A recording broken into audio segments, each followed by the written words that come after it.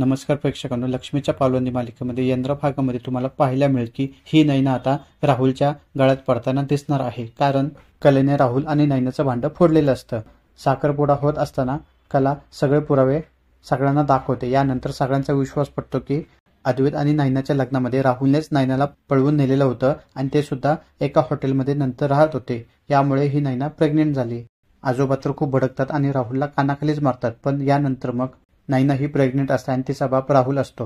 त्यामुळे सगळेजण मग इच्छा नसताना सुद्धा या राहुलचं लग्न नैनाशी लावताना यापुढे तुम्हाला दिसणार आहे.